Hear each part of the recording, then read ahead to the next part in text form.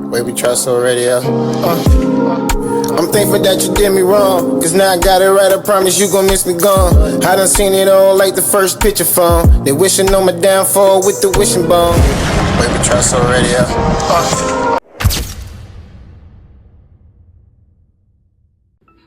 And she has agreed to allow her name to be made public. Let's be real clear about that. She is going public with her name.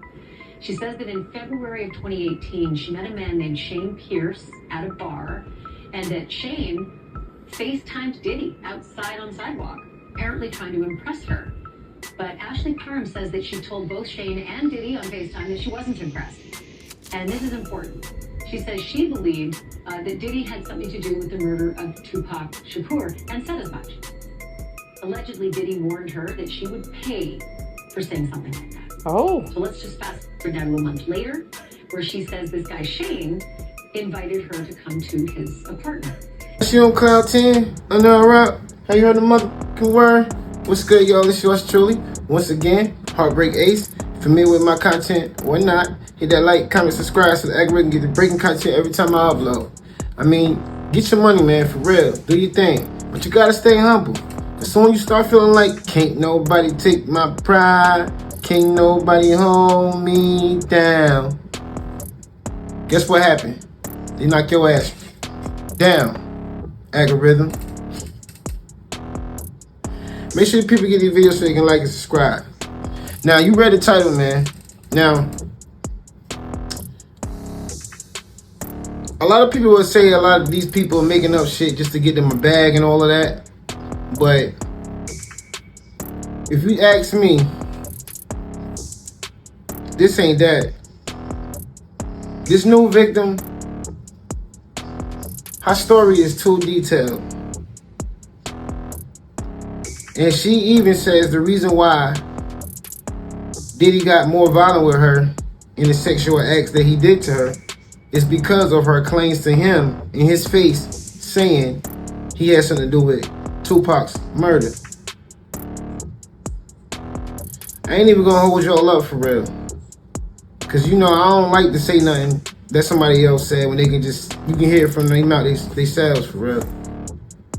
And I don't just be minding nobody else's business. However, my channel is to entertain and inform my people. So that's what we doing here. So you already know if you're familiar with my channel.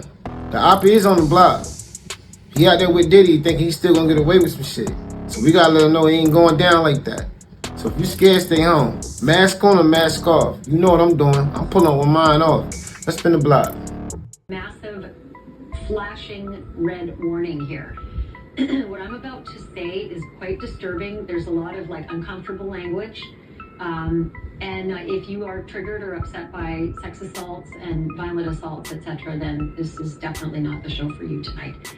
The accuser is named Ashley Parham, and she has agreed to allow her name to be made public. Let's be real clear about that. She is going public with her name.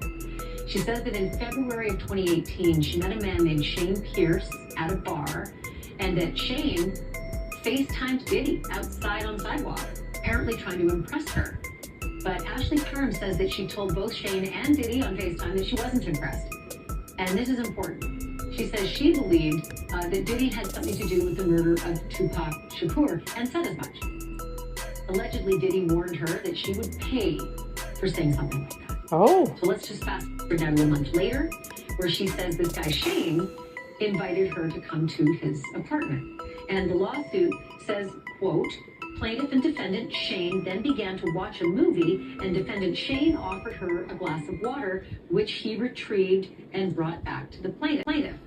A few minutes later, Ashley Parham says that P. Diddy showed up with an entourage, including his top aide, Christina Coram, an unnamed woman who is not a defendant in the suit, and 3 unnamed men, one of whom she says was Diddy's driver, and Parham says that driver waited outside throughout the whole of what I'm about to tell.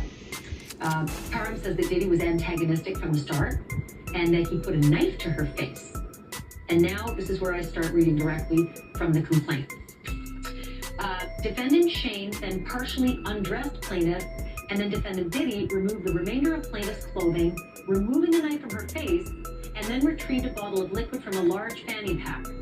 Defendant Diddy then squirted a bottle of liquid on plaintiff, which placed her in fear that she was being squirted with a chemical substance like acid. Plaintiff soon realized the substance was an oil/lubricant. Plaintiff was squirted with this liquid substance all over the entirety of her naked body. Defendant KK was then told by Defendant Diddy to insert what looked like a syringe from sterile packaging into plaintiff's vagina. What? Defendant KK did as told, and then told Defendant Diddy that she was unable to use the IUD because it had prematurely been released from its packaging, and an IUD is a birth control device. Defendant Diddy, upset by this, took the so-called syringe from Defendant KK and tried inserting it into plaintiff's vagina instead. Defendant KK and Diddy began to argue as Defendant KK continued to advise Defendant Diddy that since the IUD had been prematurely released from its packaging, there was no way they could insert it into plaintiff's vagina effectively. After some time, Defendant Diddy heeded the advice of Defendant KK and removed the syringe from plaintiff's vagina and handed it to Defendant KK. Defendants KK and Jane Doe then exited Defendant Shane's residence, leaving the plaintiff alone with Defendant Diddy, Shane, and Doe's number 1 and 2. Defendant Diddy then picked up a television remote that was near to plaintiff and violently inserted it into plaintiff's vagina. Defendant Diddy, while violently raping plaintiff with the television remote, told plaintiff that her life was in his hands and that if he wanted, he could, quote, take her, and she would never be seen again. Plaintiff began hysterically crying from the threats by Diddy, along with the pain of being violently, vaginally raped by Defendant Diddy with the television remote, as well as the lingering pain from the ordeal with the IUD syringe insertion. Defendant Diddy then instructed Defendant Shane to turn plaintiff on her stomach, seemingly tired of hearing plaintiff's blood-curdling cries. Defendant Shane then grabbed plaintiff by her abdomen and hips and turned plaintiff on her stomach. Defendant Diddy then instructed Defendant Shane to put a pillow over her head because he didn't want to see her face or hear her cries, and instructed Defendant Shane to anally rape plaintiff. Defendant Shane did as he was told by Defendant Diddy and began to anally rape plaintiff. Defendant Diddy then violently raped plaintiff anally after Defendant Shane. Defendant Doe number 2 then joined Defendants Diddy and Shane, taking a turn anally raping plaintiff. Immediately after Defendant number 2 raped plaintiff, he exited Defendant Shane's residence. Defendant Diddy then instructed Defendant Doe number 1 to also rape plaintiff.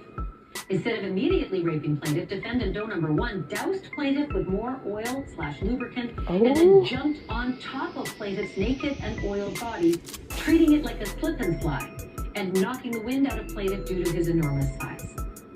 Defendant Doe number 1 then caught himself from sliding over plaintiff's oiled body and off the bed, and then began raping plaintiff vaginally. While Defendant number 1 was raping plaintiff, Defendant Diddy sat in a chair near the bed and began masturbating while recording plaintiff's rape by Defendant Doe number 1. Another party's phone fell on the bed near plaintiff. Plaintiff then attempted to grab the phone, but it slipped out of her hands and onto the floor due to the oil/lubricant that had been doused all over her person by Defendants Diddy and Doe number 1. Defendant Diddy began laughing at plaintiff's attempt to grab the phone. Throughout this violent gangbang-style rape, Defendant Diddy made constant belittling remarks to plaintiff, including that he, quote, owned her now.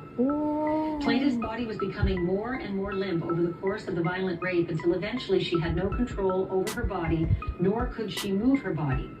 When Defendant Doe number 1 finished raping plaintiff, Defendant KK entered the room to examine the condition of plaintiff, who was barely able to move or control her bodily functions. Defendant KK examined plaintiff to see if she needed assistance and was about to give plaintiff an IV fluid. Plaintiff cannot be certain if she did or did not receive such intravenous intervention. Defendant KK then opened a different bag different than the one that Diddy removed the oil from, where plaintiffs observed several medicine balls, IV fluid bags, and other unidentified powder-like drugs. Defendant KK then removed a pill from one of the medicine bottles and gave it to Defendant Diddy. Defendant Diddy then inserted the pill into plaintiff's mouth and down her throat, to where plaintiff had no choice but to ingest the unknown pill. Defendants Diddy, Shane, KK, and Doe number 1 then exited the residence to the backyard, where they smoked marijuana and cigarettes. Plaintiff remained in an almost lifeless state in defendant Shane's bedroom until she finally regained her bodily functions. Plaintiff then began looking for her clothes and her purse that contained her car keys and cell phone, but could not discover them in the room or anywhere in the apartment. Plaintiff was only able to find a t-shirt on the floor, which she put on to cover her naked body. Plaintiff also observed a black condom wrapper on the floor of the bedroom, which she assumed was used by one of the defendants, most likely Defendant Diddy, during the rape. Plaintiff then grabbed a knife from the kitchen and headed to the backyard where defendants were smoking, as that was the only way to exit the premises onto the street. Plaintiff concealed the knife on her left side. Alright, y'all, we spin the block one time like a little 10-minute swerve, man. But I probably still gotta get on the block, man. I think the op's still there. So yeah, you already know. I probably spin again. They ain't got no problem with it. However, let's dissect this right now. Now, it should be nobody, no man, no woman that he did these alleged acts to, right? But it definitely shouldn't be a child and women that he does this to. And we speaking on women because it was a woman that was involved in this situation. And now when we speak on the women, like I just said, it should not be involved with nobody. But we speaking on women. It's one thing of your color, that's crazy. That's wild. But the alleged victim in this situation right here, it is no offense to her or no women at all, but she looked like a Playboy bunny. And you know what a Playboy bunny is when I say that. And why I say that is because somebody being like Diddy, a black man that was very successful, very rich, very wealthy, if he felt like he can get away with anything that he wanted to do, you got a white woman that look like a Playboy bunny, basically a sex worker, which means you can dog her out however the fuck you feel like you want to, and you don't have to have no consequences for it. I can guarantee you that was this nigga mindset. I can guarantee that's the mindset. If he wasn't even the monster they say he is, he's still thinking like that when he has sex with this woman because of his stature, his caliber. I believe that. And the fact that she got too many details. It's too many details for this to not be true. And the fact that there's too many details and for this to not be true, it's too many details. It's definitely not a lie. And because of that, we know what he's capable of even more. This situation really happened. Is there anybody in the world still trying to save face, save grace for Sean John Diddy Combs? You deserve to be in there with him. I mean, at this point,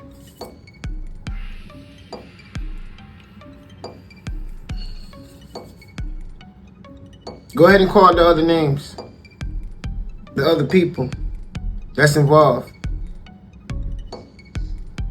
Because I'm pretty sure he thought he can slut this woman out as like she's a sex worker. Because she looked like what I just said she looked like. I'm pretty sure he thought that's what he could do and no consequences for this situation.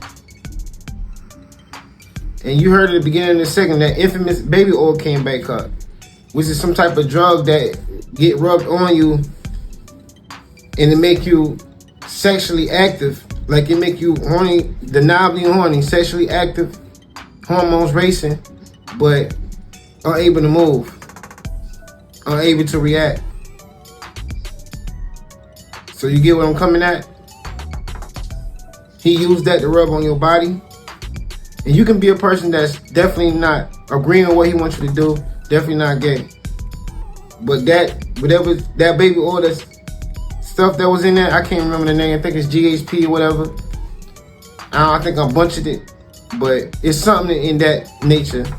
But when you put it on you, you sexually active. Your body is, your hormones racing, but you can't move. So if you're saying no to something, it don't matter. Ain't nothing you can do about it. But you still gonna be easily get raped because the stuff that's in the lubricant make you sexually active. Get what I'm saying? Which is terrible. This is what he doing.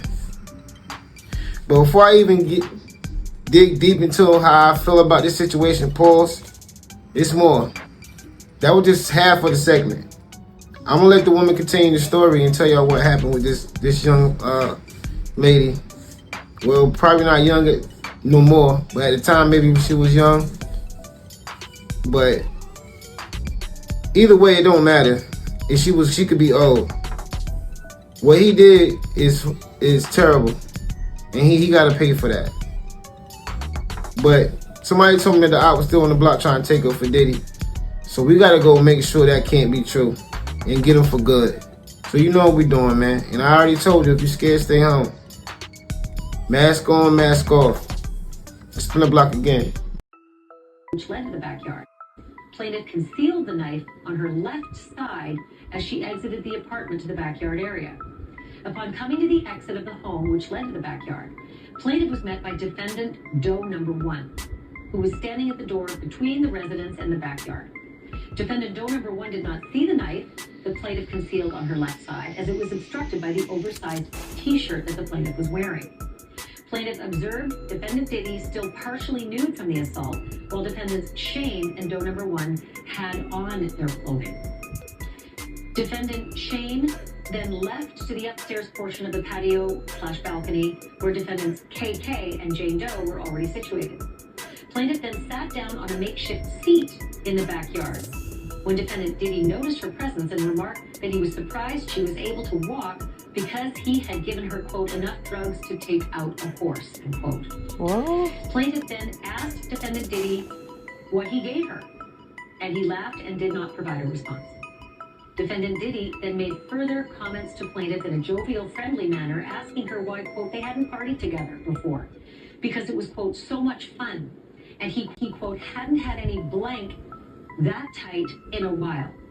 Plaintiff then told Diddy she did not party with him, and she did not enjoy partying with him, and that he raped her.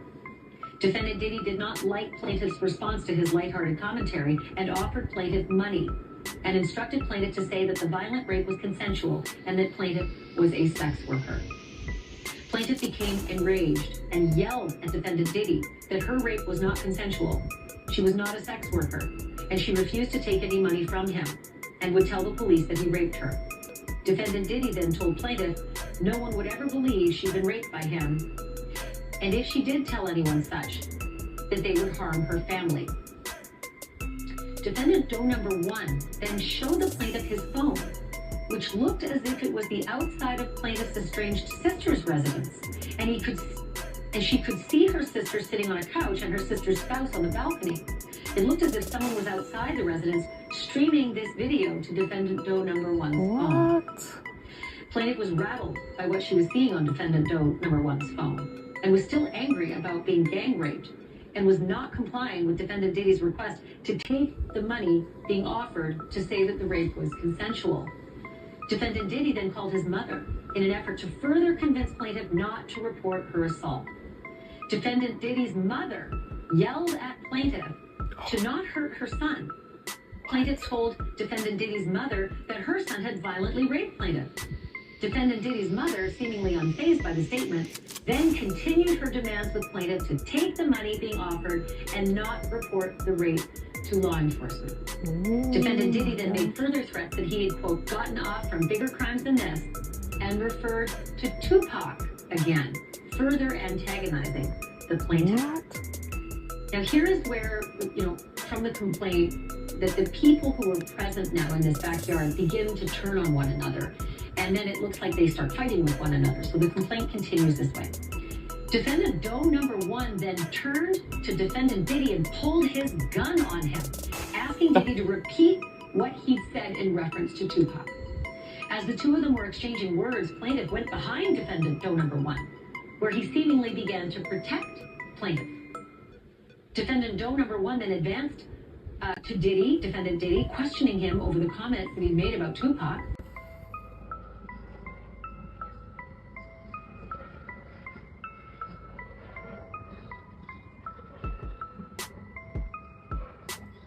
And to protect plaintiff. Defendant Doe number 1 then advanced to Diddy, defendant Diddy, questioning him over the comments that he made about Tupac. During this commotion, a neighbor directly across the street came outside and peered into the backyard and asked what all the commotion was about. Defendant Doe number 1 then pointed the gun at the neighbor and instructed the neighbor to mind his business and return to his residence. Defendant Doe number 1 then turned the gun back on defendant Diddy. Plaintiff, not far behind defendant Doe number 1, then tried to grab defendant Doe number 1's hand that was holding the gun. The gun then went off and hit a hill behind defendant Shane's residence.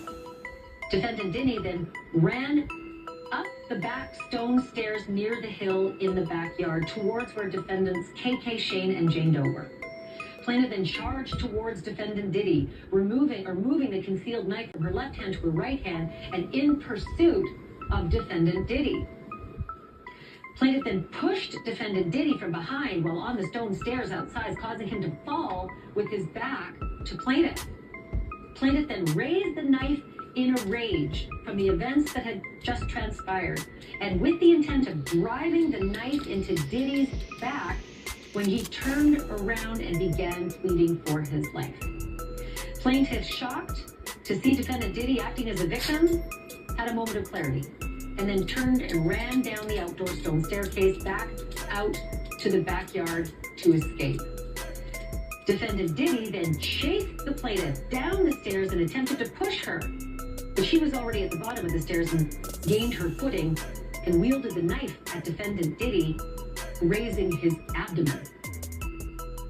Hearing the commotion, defendants KK and Jane Doe emerged, and defendant KK began administering first aid to defendant Diddy for the injuries caused by the plaintiff.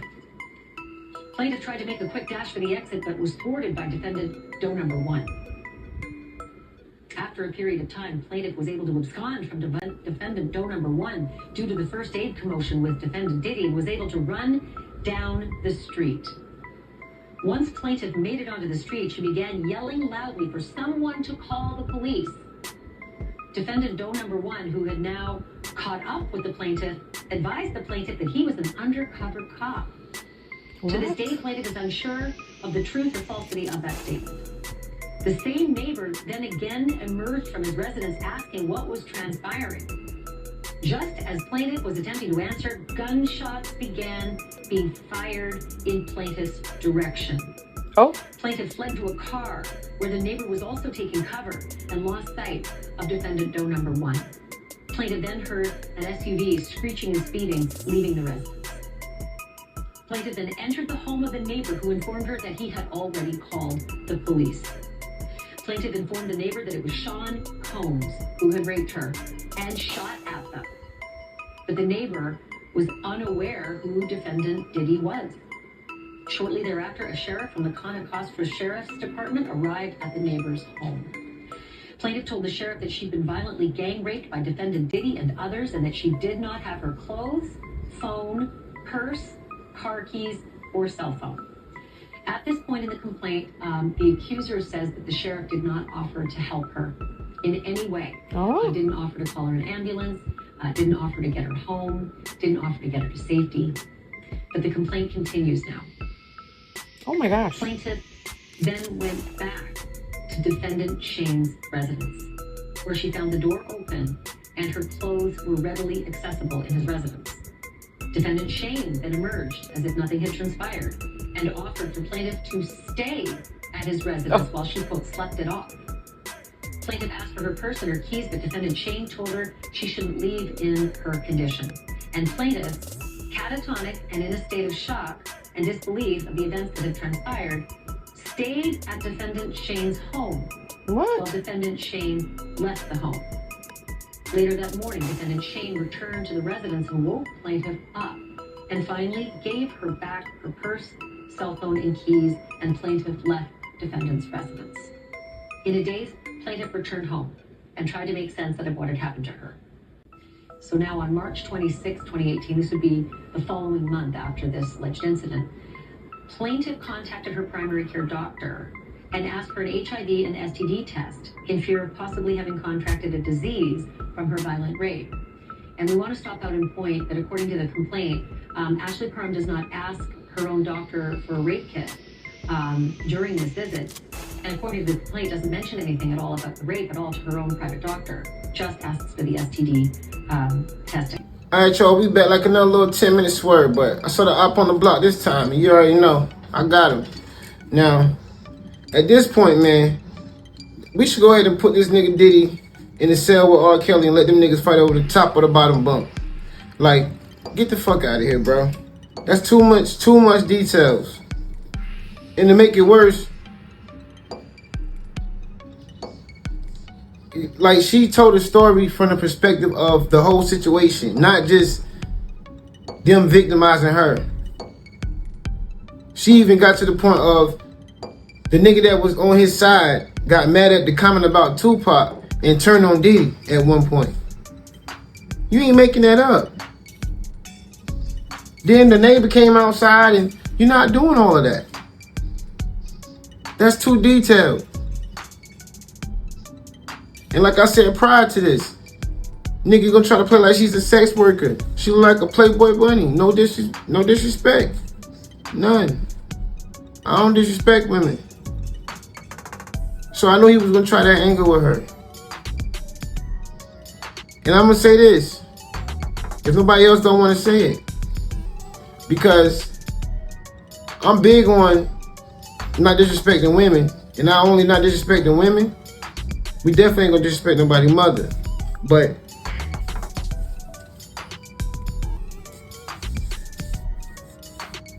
I just told you I believe this story. So you heard what he said. I'm sorry, you heard what she said. Diddy's mom said to her about the situation. That nigga love his mom to death.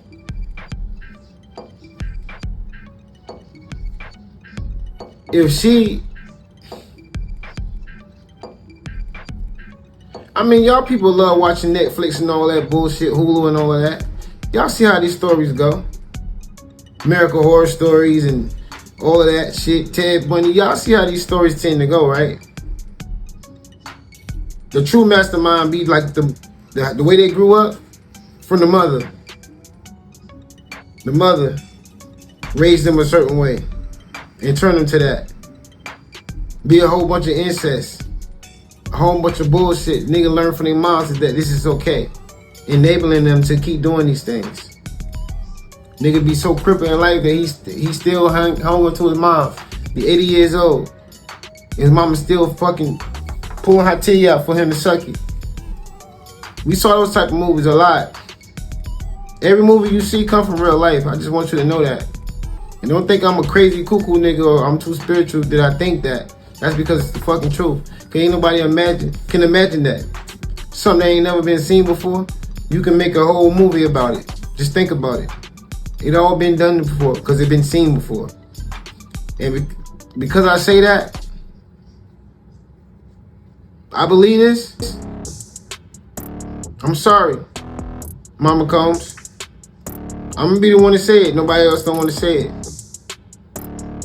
If you help enable this nigga to be like this because you had a fortune and fame or whatever you was growing up to be, you can share the cell with this nigga. Since he want to be a fucking mama's boy, you can share the cell with him. That way, even though he eating in the fucking prison, you can still cook for this nigga. Get a job on canteen. Get a job in the cafeteria. And a job in the fucking laundry. And women can't even be in the cell with a nigga. But for this nigga, let's make an exception. Mama's boy. So you can be in there with that nigga, doing all his duty for him, like you been doing all his fucking life. You been around your son all his life. Something traumatized him for to think this is okay. And the fact that he loved you so much and you still in his life, if any time his life was in a threat or something happened to him to make him turn to this monster, he addressed it to you for his therapy because y'all are so close. That means he told you about it. So if your excuse to your son is they did it to you, it's okay, do it back to them. When we got kids and everybody that's been in this indictment with this fucking monster, stupid ass nigga, yeah, I said it. Then you need to be in there with this nigga. Let's make an exception. So you can still do all his chores for this nigga while y'all in prison together. What are we talking about? I'm not saying the ledge no more. And I ain't one of them niggas. I'm sorry. I call it how I see it. I don't give a fuck who Diddy is. If you like that, and whoever with you that like that, or cool with that, they can go with you, my dude. Ain't nothing else to talk about. Nothing.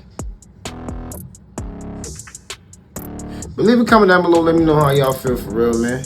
I don't really got no more to say about it. Just being honest. It's the only way I know how to be. But this world keeps showing me every day. It ain't showing y'all. Well, I always say, love each other. Till next time. It's yours truly. HeartBreak.